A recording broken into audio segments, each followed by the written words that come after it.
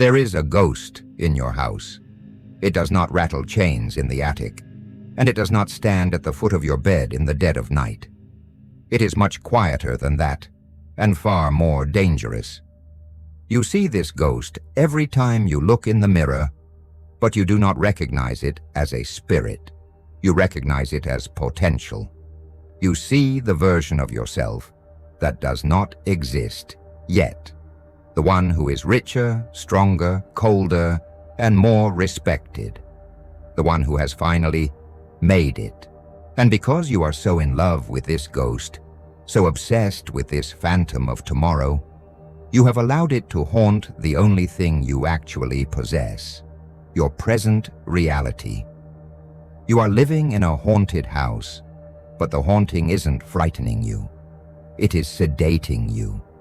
It is whispering to you that your real life hasn't started yet, that you are currently in a waiting room, a temporary state of purgatory before the grand doors open and the world finally recognizes who you are. But the doors are locked, and the room is getting smaller. Let us walk through the architecture of this haunting.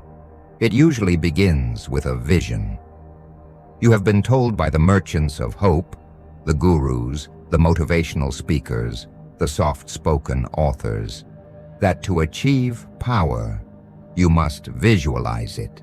You must write it down. You must create a vision board, a collage of luxury cars, ideal physiques, and corner offices, and you must stare at it until the universe bends to your will. They call this manifestation. I call it anesthesia.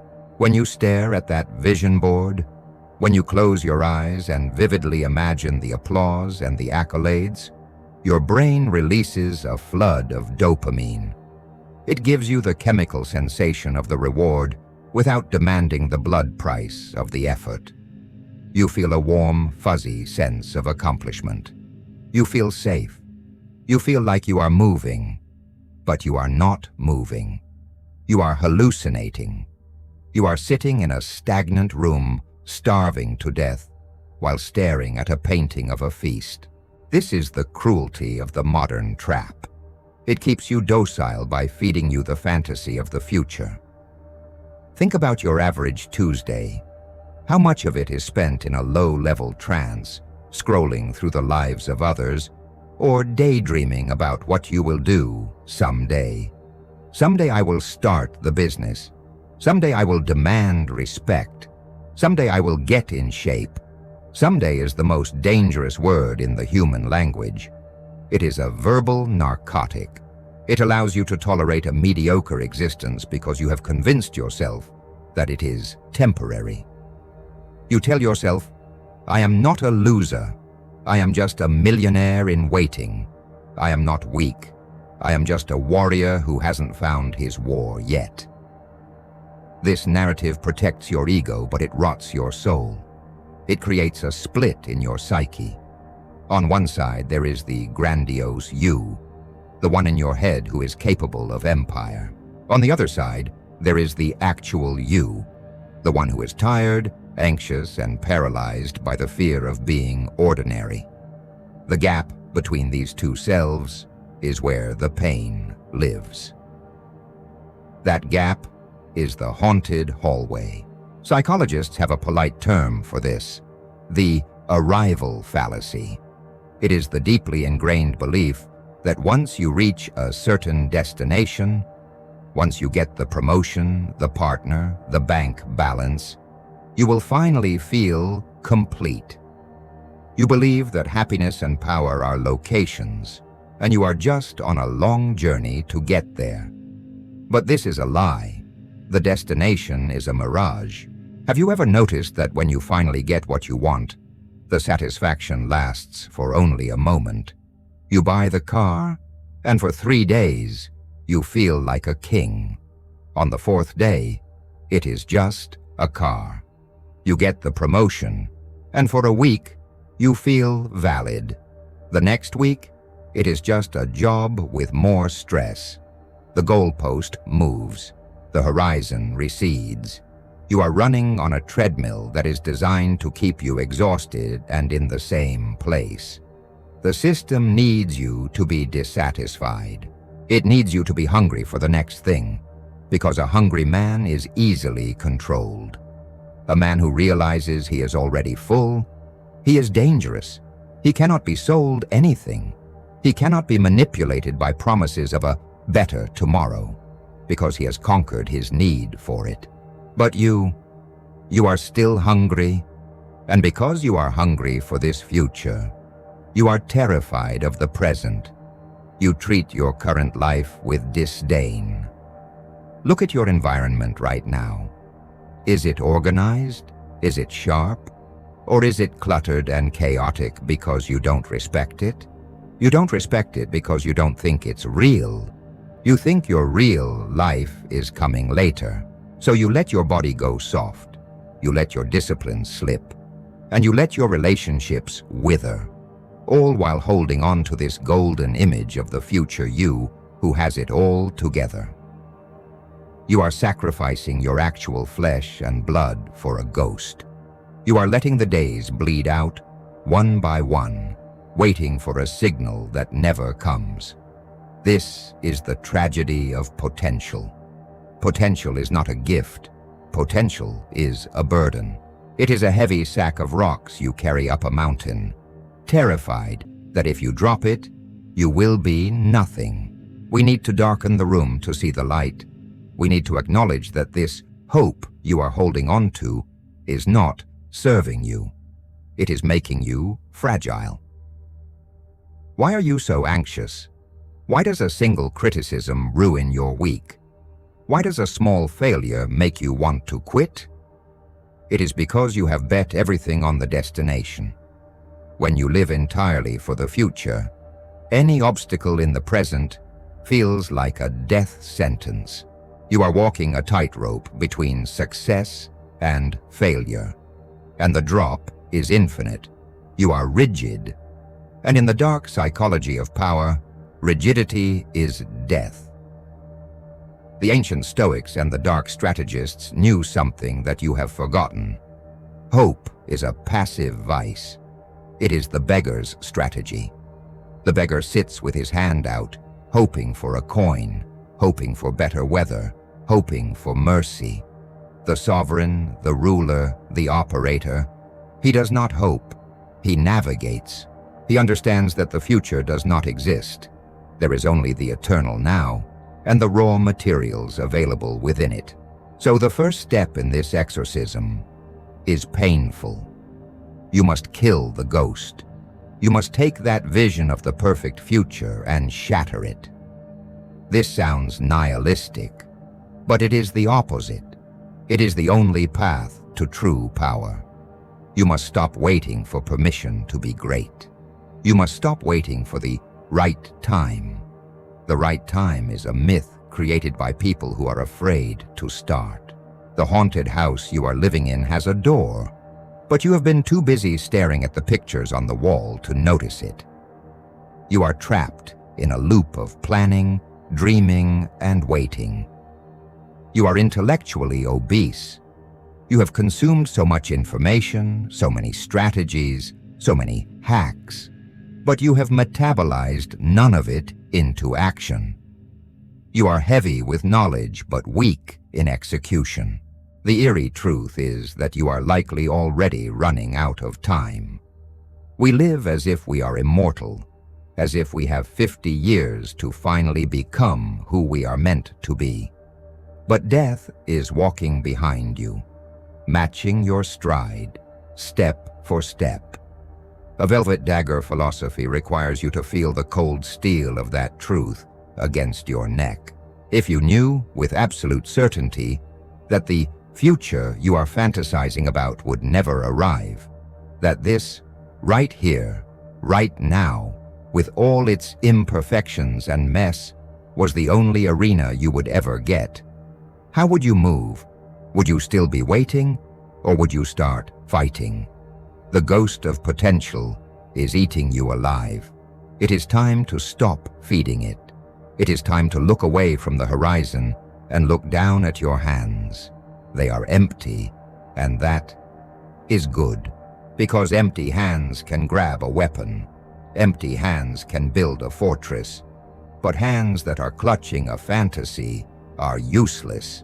We have killed the ghost of the future. Now we must dismantle the altar where you sacrifice your power. This altar is built into your phone. It is built into your dinner conversations. It is built into the way you seek connection with others. It is the altar of noise. There is a compulsive need in you, a desperate itch to broadcast your intentions. The moment you conceive of a new plan, a new business, a new workout regime, a new philosophy of life, you feel a burning desire to tell someone. You want to post it? You want to bring it up over drinks? You want to see the nod of approval in your friends' eyes. You want them to say, "Wow, that sounds amazing. Good for you." And when they say those words, you feel a warm rush of satisfaction. You feel valid.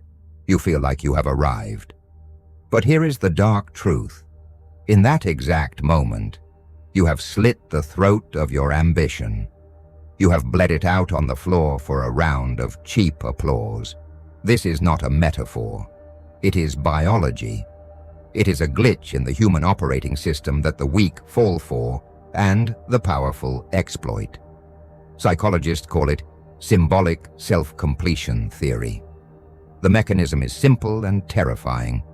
Your brain, that ancient, primitive wetware, struggles to distinguish between doing a thing and announcing that you are going to do a thing. When you identify as something, let's say a writer, and you tell everyone I am writing a book, your brain registers that social acknowledgement as a completed identity task. You get the dopamine hit, you get the identity points, your ego feels full. And because you feel full, the hunger dies.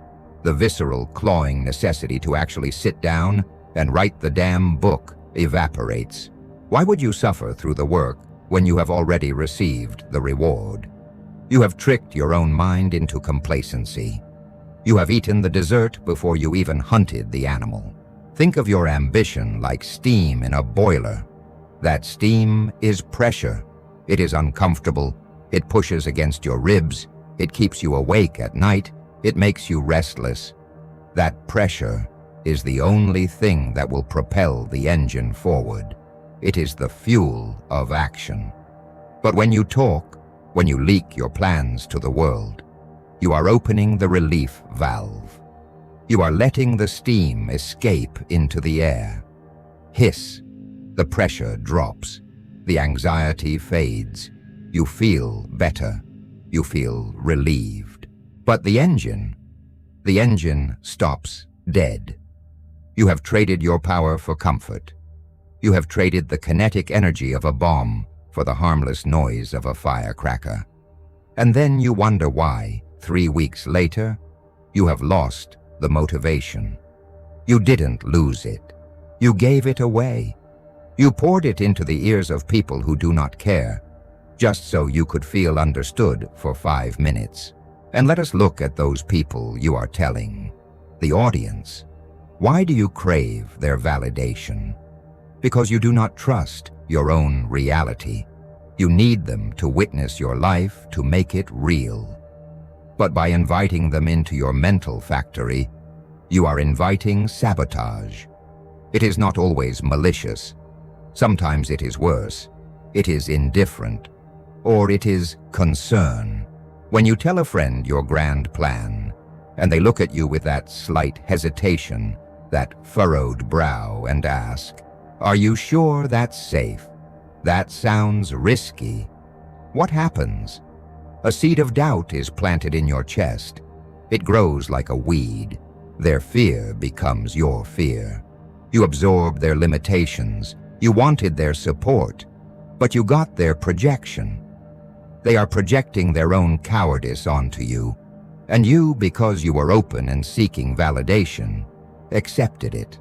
You let the enemy walk right through the front gate of your mind and rearrange the furniture. The operator, the strategist, The one who wields the Velvet Dagger moves differently. He understands that power requires a vacuum. He practices the law of concealment. Imagine the feeling of carrying a secret, a true, heavy secret. It burns a little, doesn't it? It sits in your gut like a hot stone. You are in a meeting or at a party, and you know something that no one else knows. You know that you are building something. You know that you are changing. You know that you are plotting a coup against your old self. But you say nothing. You let them talk. You let them think you are the same person you were yesterday. You let them underestimate you. In fact, you encourage it. There is a profound, dark pleasure in being underestimated. It is a tactical advantage. When you are silent, you become a blank canvas upon which others project their own assumptions. They cannot attack you because they do not know where you are standing. They cannot sabotage a plan they do not know exists. But more importantly, the silence seals the vessel. It keeps the pressure inside. When you deny yourself the release of talking, that energy has nowhere to go but into the work. The shadow operator uses the discomfort of silence as a forge. Every time you want to brag, and you swallow it, you become denser, heavier, more potent. You are compressing your energy into a laser instead of letting it diffuse like a lamp. This requires a painful shift in your ego. You have to be willing to look boring. You have to be willing to look stagnant. While everyone else is posting their hustle on social media, screaming, "Look at me, look at what I'm doing," you are invisible. You are in the dark room developing the picture. They might think you have given up. They might think you are drifting. Good. Let them think that.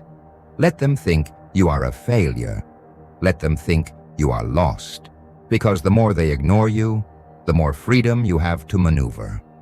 You are not performing for the gallery anymore. You are not an actor on a stage seeking applause. You are the director behind the curtain, pulling the levers. This is the altar of silence. It is a lonely place of worship. It demands that you starve your need for attention so that you can feed your need for power. It demands that you accept a gap between your social reality and your actual reality. In your social reality, you might be a nobody, a quiet employee, a regular person. But in your actual reality, in the privacy of your own mind and your own workspace, you are a conqueror. You are an architect. This duality creates a tension, a vibration. It makes you magnetic. Have you ever met someone who says very little, but you can feel that there is something massive moving beneath the surface? They have a gravity to them. That is the gravity of unspent energy. That is the gravity of the secret. So the command is simple but excruciating. Shut your mouth. Burn the press release. Delete the announcement. If you are going to the gym, do not check in. If you are starting the business, do not update your bio. If you are learning a new skill, do not tell your partner until you have mastered it. Build in the dark. Wire the explosives in the silence of the night. Let the results be the only noise you make. And when the explosion finally comes, when the success is undeniable, when the transformation is complete, you won't have to say a word. The shock wave will speak for you. And the look on their faces, the confusion, the awe, the sudden realization that they had no idea who they were dealing with, that will be a dopamine hit far sweeter than any cheap praise you could have begged for today. Embrace the void. Become the void, and let the pressure build until you are ready to break the world. We are living in the age of the gentle. Everywhere you look, the modern world is handing you a soft pillow and whispering that it is okay to be weak. You are told to practice self-care. You are told to be kind to yourself. You are told that your failures are not your fault, that you are doing your best, and that you should listen to your body. If you feel tired, rest. If you feel anxious, retreat. If you crave the sugar, eat it. It's just a little treat, after all. This philosophy is sold to you as compassion. It is wrapped in the language of healing and mental health. But let us strip away the velvet and look at the dagger underneath. This is not compassion. It is a slow-acting poison. This doctrine of gentleness is the architect of your destruction. It is the reason you are fragile. It is the reason you are mediocre. It is the reason you cannot trust your own word. By treating yourself like a wounded child, you have ensured that you never grow into a king. You must understand that your mind is not a democracy. It is a kingdom. And right now, for most of you, that kingdom is in a state of violent civil war. You imagine that you are a single, unified entity. But this is an illusion. You are a collection of conflicting drives, screaming impulses, and ancient biological wirings that do not care about your dreams. There is a part of you that wants to build an empire. Yes, that is the monarch. But there is also a part of you that wants to sleep until noon. That is the sloth. There is a part of you that is terrified of rejection. That is the coward. There is a part of you that craves the cheap dopamine of a screen or a substance. That is the addict. When you practice self-care in the modern sense, you are inviting these rebels to the table. You are negotiating with them. You are saying, "Okay, sloth, you can have the morning. Okay, coward, we won't make that phone call today." You think you are being balanced. In reality, you are capitulating. You are letting the inmates run the asylum. A kingdom cannot survive with 5 kings. It needs one. And for that one true king, your will to rule, the others must not be coddled. They must be crushed. This brings us to the architecture of cruelty. This is not about self-harm or hatred. It is about the cold, necessary ruthlessness of a ruler who demands order. To be a sovereign over your own life, you must learn to be a tyrant to your own impulses. Does that word scare you? Tyrant? It should. We are taught that tyranny is evil. But inside the chaotic landscape of the human mind, tyranny is the only path to peace. A benevolent tyrant does not allow the looting of the city. He does not allow the burning of the libraries. He imposes order with an iron hand so that the citizens can live in prosperity. Your higher goals, your ambition, your legacy, your potential, these are the citizens. Your impulses are the barbarians at the gate. If you are gentle with the barbarians, they will burn your city to the ground. Close your eyes and visualize the throne room of your mind. Who is sitting on the throne right now? Is it the version of you that commands respect? Or is it the whiny, sniveling creature that demands comfort? Every time you hit the snooze button, you are watching the usurper take the crown. Every time you break a promise to yourself, you are bowing the knee to a traitor. The process of reclaiming your throne requires a shift in how you view pain. The gentle world tells you that pain is a sign to stop. The dark strategist knows that pain is the friction of re-establishing authority. You need to convene a tribunal in your own head. Look at your habits. Look at the voices that tell you to settle. Identify them as separate entities. That voice telling you to skip the gym, that isn't you. That is a grand vizier of weakness whispering poison in your ear. Do not argue with him. Do not reason with him. Execute him. Cut the head off the thought before it finishes the sentence. This is what I mean by internal cruelty. It is the refusal to entertain the debate. The weak man debates with himself. Should I do it? Maybe later. I'm a bit sore. The powerful man acts before the debate can begin. He imposes a martial law upon his own psychology. This feels harsh because you have confused love with indulgence. You think you love yourself, so you give yourself what you want. But that is not love. That is the behavior of a neglectful parent who gives a child candy just to shut them up. If you truly loved yourself, if you truly respected the potential of what you could become, you would fear the part of you that is wasting your life. You would look at your laziness not as a personality quirk, but as a biological enemy trying to kill your future. You need to develop a healthy, terrifying fear of your own mediocrity. You need to look in the mirror and realize that the person staring back at you is capable of ruining everything if left unsupervised. So you must build the walls. You must install the laws, a constitution of self. I do not negotiate with fatigue. I do not consume content before I create. I do not speak of plans. I execute them. These are not suggestions. They are royal decrees. When you violate a decree, there must be a consequence. You must punish yourself. This is a taboo concept today. We are told never to punish ourselves. But without consequence, law is merely advice. If you fail to do the work, you do not get the reward of leisure. You stare at the wall. You sit in the silence. You deny the dopamine.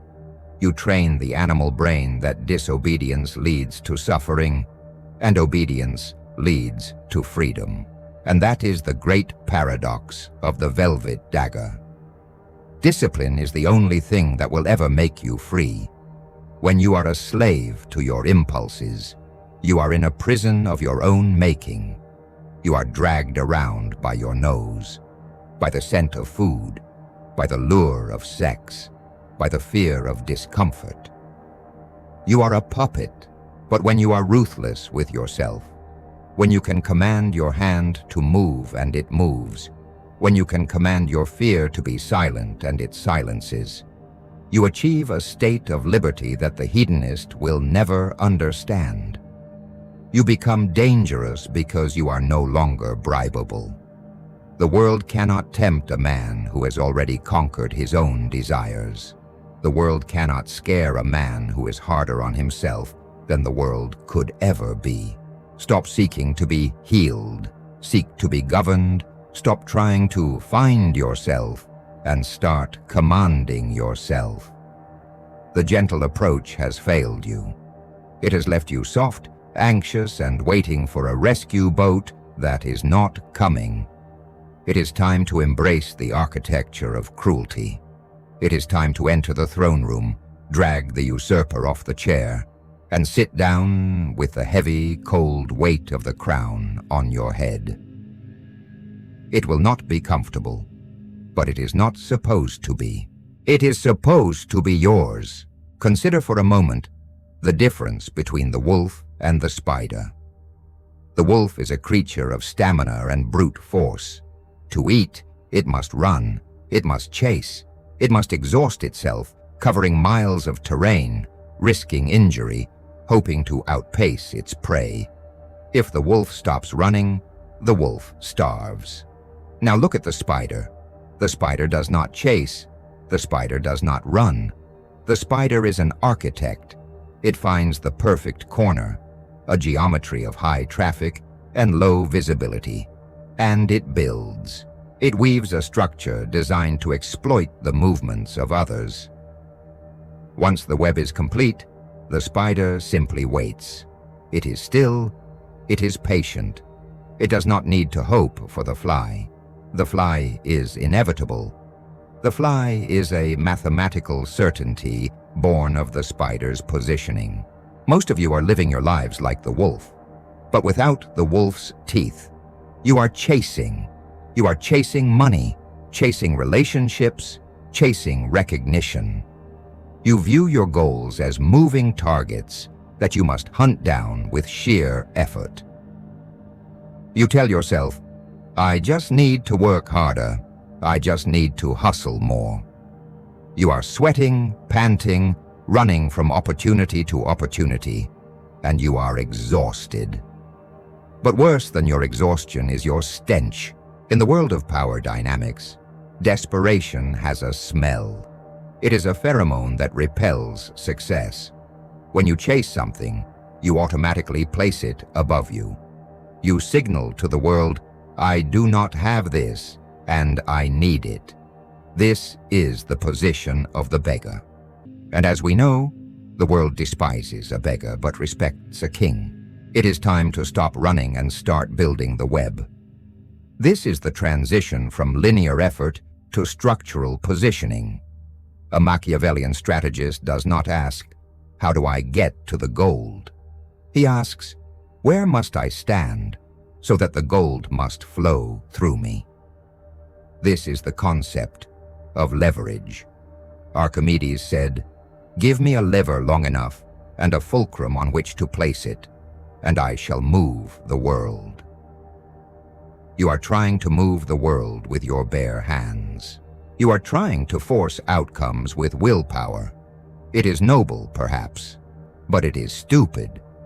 The dark truth is that effort is not correlated with reward.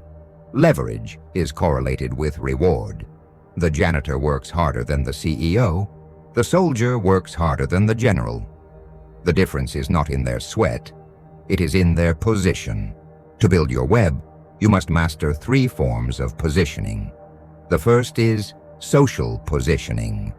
The mistake you make is seeking to be liked. You want approval. You want to be part of the tribe. You smile too much.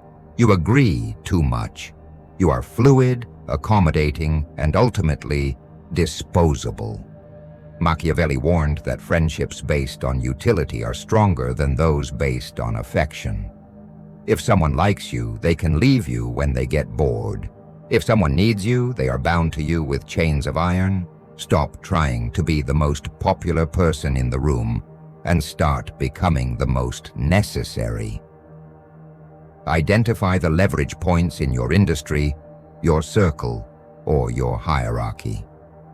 What is the one thing that the people in power need but cannot do themselves?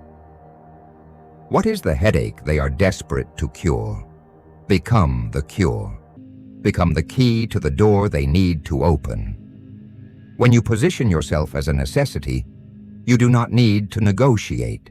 You do not need to raise your voice. The power dynamic shifts instantly. They come to you. They protect you. Not because they love you, but because without you, their own structure collapses. You have woven yourself into the foundation of their survival. The second form is resource positioning. This is the art of standing in the river. If you want water, do not go to the desert and dig a well. It takes too much energy and the yield is low. Go to where the river is already flowing. In every economy and every era, there are flows of value. There are industries that are dying and industries that are exploding. There are circles where money is tight and circles where money is a byproduct of breathing. Yet out of loyalty or fear, you stay in the desert. You stay in the dead-end job, the dying town, the stagnant friend group, trying to manifest abundance. You are fighting the terrain. The strategist moves. He packs his bags and physically, mentally, and socially relocates to the environment where the thing he wants is abundant. If you want to be powerful, place yourself in rooms where power is the currency. If you want to be wealthy, stand in the trajectory of the money. It is not about earning it. It is about being hit by it. The third, and perhaps most subtle form, is psychological positioning. This is the discipline of the void. In any interaction, the person who reacts is the subordinate. The person who speaks the most is often the least powerful. We are taught to fill the silence, to explain ourselves, to justify our existence. The wolf howls. The spider is silent. When you are in a negotiation, a confrontation, or a seduction, you must learn to become a void. When you say less than necessary, you create a vacuum. Human beings are terrified of vacuums. They will rush to fill the silence with information, with concessions, with validation. By holding your position, by refusing to chase their approval, by refusing to react to their provocations, you force them to come to you. You become the gravity in the room. This is the eerie calm of the Velvet Dagger. It is the feeling others get that you do not need them as much as they need you. It unnerves them. It makes them seek your validation. You have flipped the script. You are no longer the one knocking on the door, begging to be let in. You are the one sitting inside, quietly deciding whether to unlock it. This shift from chasing to positioning requires a massive amount of upfront work. Building the web is not easy. It requires study, skill acquisition, and the calculated maneuvering of your own life. It takes time to become indispensable. It takes courage to move to the river. It takes immense restraint to hold the silence. But once the web is built, the dynamic changes forever. You stop waking up with the anxiety of, what if I don't catch anything today? You wake up with the certainty of the trap. Stop looking at the horizon and running until your lungs burn. Stop trying to brute force your way through walls. Look at the geometry of your life. Where are the flows? Where are the bottlenecks? Where can you stand so that the laws of physics and human nature work for you rather than against you? The goal is not to be the fastest runner. The goal is to be the one who doesn't have to run at all. Let the others exhaust themselves chasing the wind. You wait, you watch, and when the moment comes, you strike, not with effort, but with the terrifying precision of a trap springing shut. We've arrived at the final gate. We have killed the ghost of the future, silenced the altar of noise, installed a tyrant on the throne of the mind, and woven the web of positioning. But there is one last entity that stands between you and true power. It is the most seductive entity of all. It is the part of you that still believes, deep down, that there is a safety net. It is the part of you that believes the universe is benevolent, that karma will balance the scales, and that if you are just good enough, you will be rewarded. We need to kill this entity. We need to kill the dreamer.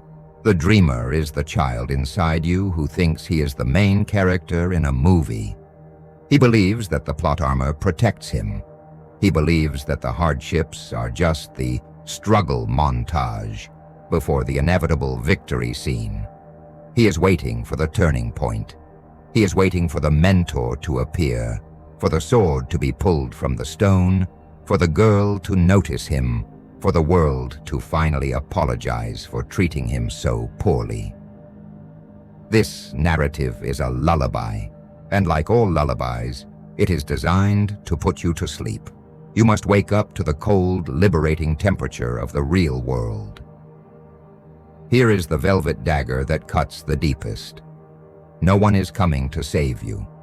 No one is coming to discover you. The universe is not conspiring to help you. The universe is fundamentally indifferent to you. It does not care if you succeed, and it does not care if you die in a ditch, forgotten and filled with regret. The sun will rise tomorrow, whether you are a king or a corpse.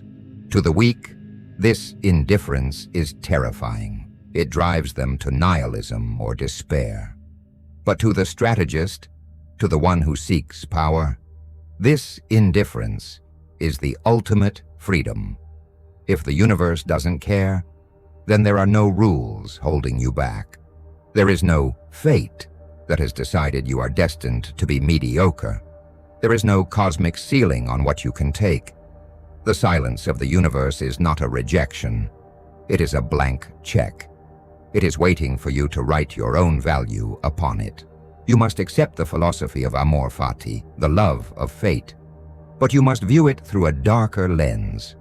The Stoics tell us to accept what happens. The dark psychologist tells you to consume what happens. When the tragedy strikes, when the plan fails, when the betrayal happens, the dreamer cries, "Why me? This isn't fair." The dreamer wants to rewrite the script.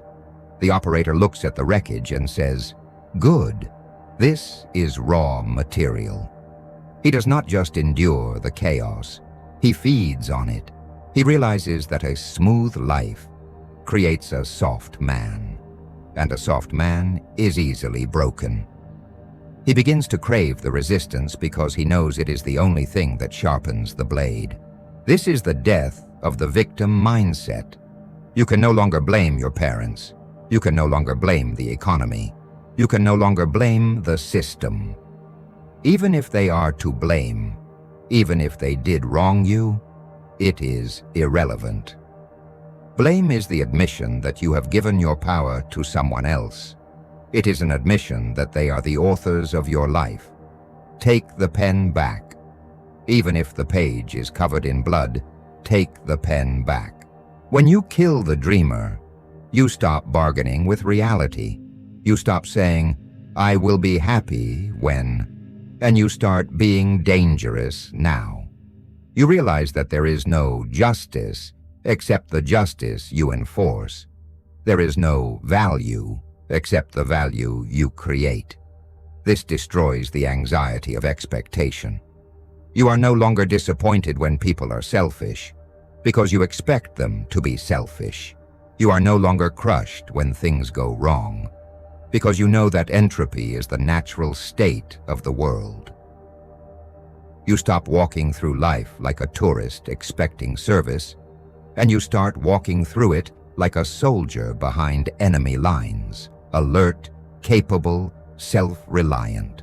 There is a specific feeling that comes when you finally let go of the need to be saved. It is a lonely feeling, yes, but it is solid. It is the feeling of your feet finding the bedrock at the bottom of the swamp. You are no longer flailing, you are standing. You look around at the darkness, at the uncertainty, at the sheer scale of the odds against you, and you do not blink. You realize that you are not a character in a story written by someone else. You are the force that writes the story. Imagine you are standing on a street corner and a storm begins. A violent, freezing rain. The old you, the dreamer, the victim, would cower. He would look for shelter. He would pray for the rain to stop, shivering and complaining about the cold, waiting for the sun to come back so he can be comfortable again. But the new you does not run. You do not put up an umbrella. You step out from the awning and you walk directly into the downpour. You let the water soak you to the bone. You feel the cold. You feel the wind trying to push you back. And you do not wish it away. You accept it. You merge with it. You become the storm. You are no longer the person who waits for the conditions to be perfect. You are the person who thrives when the conditions are impossible. The dreamer is dead. The ghost is gone. The trap is set. The throne is occupied. All that is left is you, the world, and the relentless, beautiful violence of your own will. Now you are awake. You have looked into the abyss of your own potential, and you did not blink. You have the map. You have the weapons. You understand that the ghost of the future is a lie, that silence is your shield, and that you must rule your mind with the iron fist of a tyrant. But before you step away from this screen and back into the fog of your daily life, I must offer you a final warning. This is the most dangerous moment of all. It is the moment of the fade. Right now, your blood is up. You feel a surge of clarity, You feel dangerous. You are ready to burn the vision board and build the empire. But listen to me closely. This feeling is not permanent. It is a chemical state. And like all chemical states, it will evaporate. In an hour, or perhaps by tomorrow morning, the old world will try to claw its way back in. The algorithms will offer you cheap distraction. Your friends will invite you to gossip. Your body will scream for sugar or sleep. The gravity of your old identity is immense, and it pulls downward with a relentless, crushing weight. The dreamer you just killed? He is not dead. He is merely unconscious, and he will wake up hungry. Most people who watch this, perhaps even you, will treat this video as entertainment. You will nod your head, you will feel understood, and then you will click on the next thumbnail, seeking the next hit of insight. You will become an intellectual tourist of the dark path. You will collect philosophies like souvenirs, displaying them on the shelf of your mind to feel superior, but you will never actually leave your house. This is the ultimate tragedy. To know the truth and still live a lie is a torture far worse than ignorance. Ignorance is bliss. Knowledge without execution is hell. Do not let this be just another video you watched. Do not let this be just another surge of dopamine that you mistake for progress. If you close this tab and go back to your old habits, you have not learned anything. You have only entertained your ego. You must set a watchman at the gate of your mind. You must be vigilant against the slide back. When the urge to tell someone your plan arises, remember the altar of silence.